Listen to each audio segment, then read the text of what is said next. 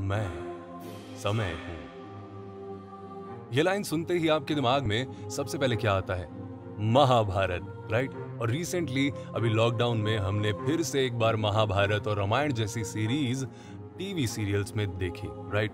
लेकिन अगर मैं आपसे कहूं कि महाभारत टाइम के, महाभारत काल के कुछ लोग आज भी जिंदा हैं, तो क्या आप मानेंगे?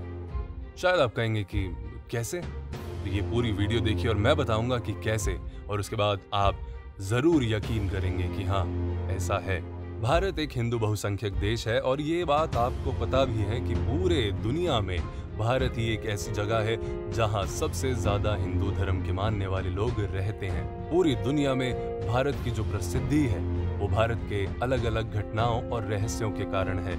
और ऐसी ही एक घटना हिंदुओं के धार्मिक ग्रंथ और साहित्य की प्राचीन कृतियों में से एक महाभारत की है, जो आज भी लोगों के लिए जिज्ञासा का विषय बना है।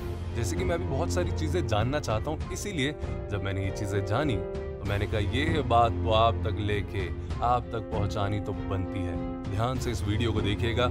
इस महाकाव्य के रचयिता वेद व्यास हैं और इस महान काव्य में न्याय, शिक्षा, चिकित्सा, ज्योतिष, युद्ध नीति, योग शास्त्र, अर्थशास्त्र, वास्तुशास्त्र, शिल्प शास्त्र, इसकी अद्भुत और रोचक घटनाएं इस ग्रंथ को और ज्यादा पढ़ने के लिए प्रेरित करती हैं।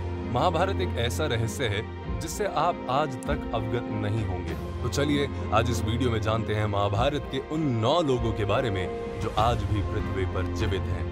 राइट, आज भी पृथ्वी पर जीवित हैं। हालांकि महाभारत के युद्ध में कुल 18 लोग बचे थे, लेकिन आज मैं आपको कुल 18 में से ऐसे 9 लोगों के बारे में बताऊंगा जिनके बारे में सुनकर आप बिल्कुल हैरान हो जाएंगे। आप सोचने पर मजबूर हो जाएंगे कि क्या वाकई ऐसे लोग भी हमारे बीच आज भी मौजूद हैं जो महाभारत काल से हैं।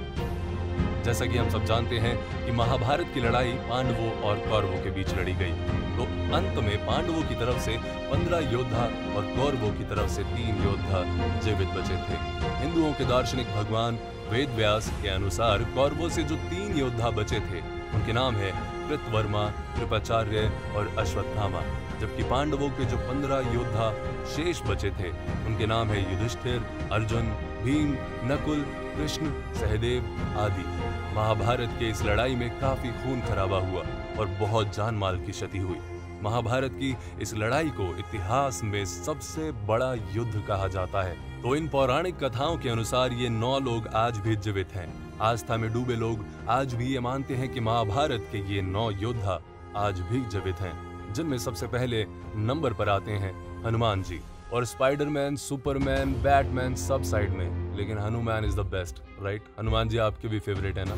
सो हनुमान जी के जीवित रहने का एक प्रमुख कारण है कि इनको अमर रहने का वरदान मिला हुआ है। माता सीता ने स्वयं उन्हें अमृतत्व का वरदान दिया था और इनकी मौजूदगी रामायण और महाभारत दोनों जगह पाई गई है।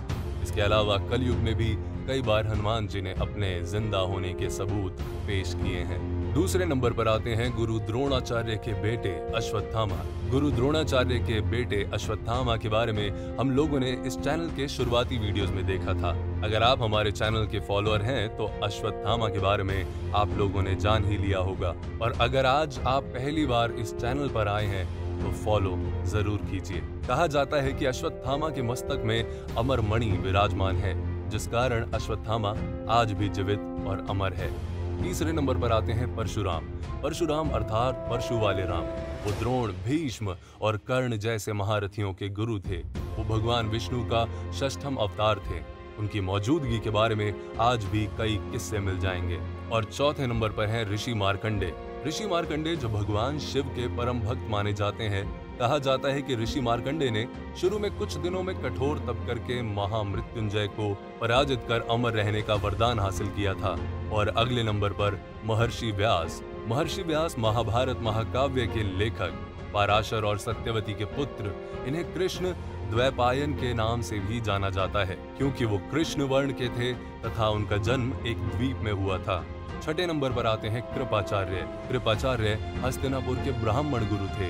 इनकी बहन कृपि का विवाह द्रोण से हुआ था। मान्यताओं के हिसाब से ये आज भी जीवित हैं। सातवें नंबर पर आते हैं विभीषण।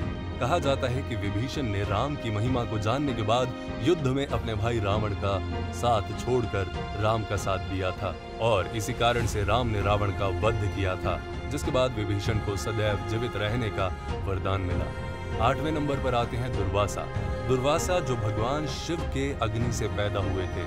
कहा जाता है कि दुर्वासा सबसे क्रोधित भगवानों में से एक है। उन पर शिव जी की छाया है, इसलिए वो आज भी जिंदा हैं। अगले नंबर पर है मयासुर। मयासुर रावण की पत्नी मंदोदरी के पिता अर्थात रावण के ससुर थे। जैसे देवताओं के शिल्पकार विश्वकर्मा थे, वैसे ही असुरों के शिल्पी मयासुर थे। रामायण के उत्तरकांड के अनुसार मयासुर कश्यप ऋषि और उनकी पत्नी दिति का पुत्र था। ये ज्योतिष, वास्तु और शिल्प के प्रकांड विद्वान थे। इसका मतलब मयासुर सतयुग में भी था। मयासुर ने ही महाभारत में युधिष्ठिर के लिए सभा भवन का निर्माण किया, जो मय सभा के नाम से भी प्रसिद्ध हुआ। और इसी सभा के वैभव को देखकर दुर्योधन पांडवों से ईर्ष्या करने लगा। और कहीं न कहीं आप कह सकते हैं कि यही ईर्ष्या महाभारत में युद्ध का कारण बनी। मयासुर ने द्वारका नगरी के निर्माण में भी अहम भूमिका निभाई थी। मयासुर ने दैत्यराज वृषपर्वन के यज्ञ के अवसर पर बिंदु सरोवर के निकट एक विलक्षण सभागृह का निर्माण कर अपने अद्भुत शिल्प शास्त्र के ज्ञान का परिचय दिया था। मयासुर आज भी जिंदा है। तो महाभारत के इस वीडियो में जितने भी लोगों का वर्णन किया गया है, वो सभी महाभारत से जुड़े हुए लोग थे और उन्होंने महाभारत के युद्ध में महत्वपूर्ण भूमिका निभाई। सभी योद्धा अपने अपने छल, कपट व कौशल से युद्ध में लड़े और जीवित रहे, क्योंकि महाभारत को हिंदुओं के धार्मिक ग्रंथ में काफी रहस्यमयी ग्रंथ माना जाता है। महाभारत को वेद व्यास ने रचा था, लेकिन इसके लेखक गणेश जी थे और वाल्मीकि के रामायण के अनुसार महाभारत और रामायण की कुछ घटनाओं में काफी समानता है। तो इस महाभारत के टॉपिक से आपकी जिज्ञासा कुछ कम हुई होगी। ऐसे ही और भी टॉपिक्स इस चैनल पर आते रहेंगे, तो चैनल को फॉलो कीजिए और शेयर कीजिए और इस मूवमेंट पे अपना ध्यान रखिए।